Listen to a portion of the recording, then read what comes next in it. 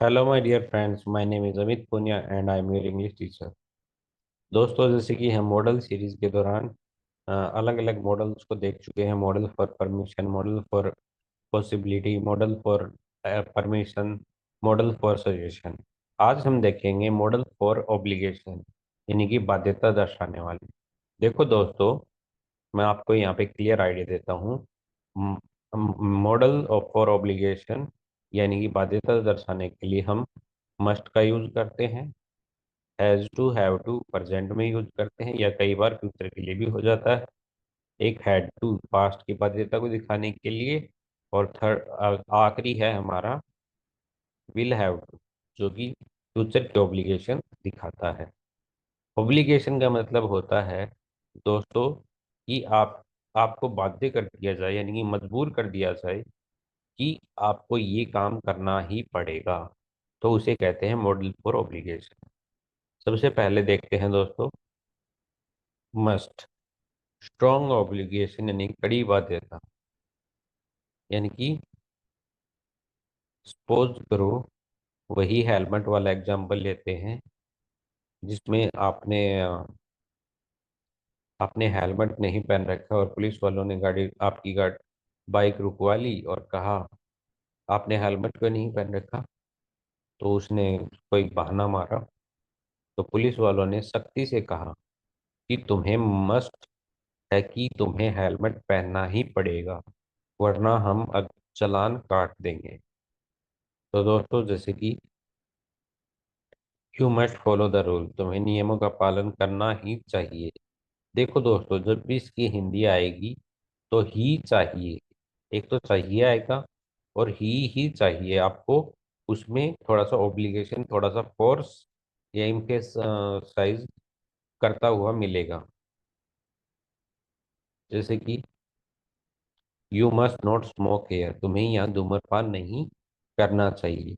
मान लीजिए आप किसी पब्लिक प्लेस में खड़े हैं और आपने सिगरेट जला ली, तो कोई बंदा आके कहता है कि you must not smoke here, आपको यहाँ पर धूम्रपान नहीं करना चाहिए। यानी कि ये जैसा कि एक नियम है कि अगर पब्लिक प्लेस में आप स्मोकिंग करते हुए पाए जाते हैं तो आपको फाइन भरना पड़ता है। तो इसलिए यह एक बाध्यता है कि आपको स्मोक नहीं करना चाहिए। Student must submit the form before Monday, मान लो कि मंडे को आखिरी तारीख है फॉर्म सबमिट न कराने के लिए। तो एक नोटिस बोर्ड पे लिखा हुआ है student must submit the form before Monday, यानी कि मंडे से पहले स्टूडेंट्स को फॉर्म जमा करवाना अनिवार्य है। You must follow the rule of examination, suppose करो आप कोई एग्जाम देने के लिए जा रहे हो। मान लो कि आईएएस का एग्जाम है और उसकी एक गाइडलाइन है। तो उसका लेटर आपको मिलता है कि आपकी इतनी तारीख को एग्जाम है और आपको ये चीज़ें आपके पास होनी चाहिए और ये चीज़ें आप नहीं कर सकते। तो उसमें क्या लिखा हुआ है, you must follow the rule for the examination, यानी कि आपको ये करने ही पड़ेंगे। Employees must reach the office on time, मान लो कि एक ऑफिस में आप काम करते हो और उसका रूल है कि अगर 10 बजे से पहले आप आते हो तो ठीक है, अगर 10 बजने के बाद अगर 1 सेकंड भी ऊपर होता है या मिनट ऊपर होती है तो आपकी सैलरी में से कुछ भाग काट लिया जाएगा और आपकी अटेंडेंस उस दिन की आधी ही लगेगी। तो इस तरह से कुछ सरकमटेंसेस हो सकते हैं। तो जितने भी हमने एग्जाम्पल लिए उनके साथ हम हैव टू या हैज टू मतलब ही सी इट और सिंगुलर नाउन के साथ, have to I we you they और प्लूरल नाउन के साथ, यानी कि बाहरी बाध्यता दर्शाने के लिए। I have to wake up early, मुझे जल्दी उठना पड़ता है। सपोज करो, मैं हर रोज क्रिकेट क्लब में जाता हूँ और वहाँ पे क्रिकेट में मैं एक बॉलर हूँ और मुझे हर रोज बॉलिंग करने के अभ्यास करना पड़ता है, क्योंकि मेरे कोच ने गाइडलाइन दे रखी है कि आपको इतने बजे से इतने बजे तक पक्का ये करना पड़ेगा। तो इसलिए मुझे सुबह जल्दी उठना पड़ता है ताकि वहाँ मैं टाइम पे पहुँच जाऊँ। She has to wear a uniform, उसे यूनिफॉर्म पहननी पड़ती है, क्योंकि जिस स्कूल में वो पढ़ती है या कॉलेज में पढ़ती है उसका एक यूनिक ड्रेस कोड है जिसके लिए उसे पक्का वो फॉलो करना पड़ता है, अदरवाइज उसे फाइन पे करना पड़ेगा। अगला है दोस्तों हैड टू। हैड टू का उपयोग पास्ट के लिए किया जाता है। जहाँ पर हैज टू और हैव टू का इस्तेमाल हो रहा था प्रेजेंट के लिए, वहां पर हम हैड टू का इस्तेमाल पढ़ा के केस में पास्ट में करेंगे। जैसे कि मुझे कल जल्दी जाना पड़ा। सपोज करो आप एक ऑफिस में काम करते हो और घर से कॉल आया कि आपकी माँ बीमार है और आप जल्दी आ जाइए और इनको हॉस्पिटल लेके जाइए। तो अगले दिन फ्रेंड ने पूछा, यार तुम कल क्यों जा चले गए थे? उसने बताया, आपका फ्रेंड बोलता है, क्योंकि कल मेरी माँ बीमार थी इसलिए मुझे जल्दी निकलना पड़ा।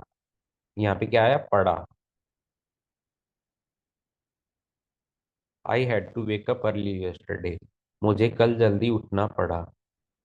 She had to finish her homework before dinner. उसे रात के खाने से पहले अपना पूरा करना पड़ा। We had to cancel the meeting due to rain. हमें बारिश के कारण बैठक रद्द करनी पड़ी।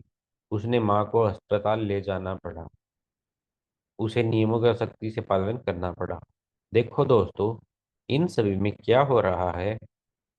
इन सभी में आपको हैज टू हैव टू वर्तमान के लिए करेंगे, प्रेजेंट के लिए पढ़ता है, और पास्ट के लिए पढ़ता था।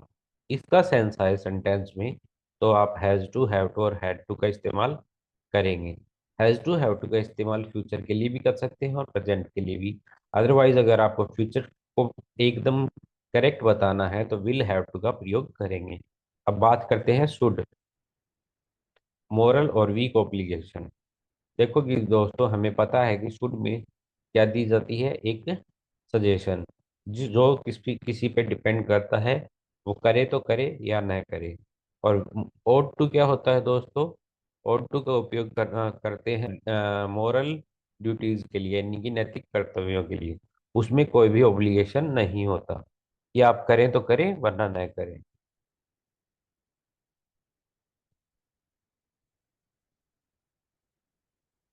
Model expression will have to. I will have to wake up early tomorrow. मुझे कल जल्दी उठना पड़ेगा। सपोज करो कल आपकी क्रूशियल मीटिंग है और लगभग जिस जिस टाइम पे आप जाते हो उस टाइम पे ट्रैफिक ज़्यादा होता है। तो आपने अपनी वाइफ को कहा कि आप मुझे कल जल्दी उठा देना इस टाइम पे, क्योंकि मुझे कल ऑफिस जाना पड़ेगा और इसलिए मुझे जल्दी उठना पड़ेगा। जैसे छात्रों के लिए हम लियो जैसे कि student will have to follow the new rules. यानी कि स्कूल में कुछ रूल्स लागू किए गए कि स्टूडेंट्स अगर 10 टाइम से स्कूल टाइम से पहले नहीं पहुंचते हैं, या प्रेयर में नहीं शामिल होते हैं, या होमवर्क पूरा नहीं होता है, तो कुछ नए रूल आ गए कि आपको ये करना ही पड़ेगा, otherwise you will be punished.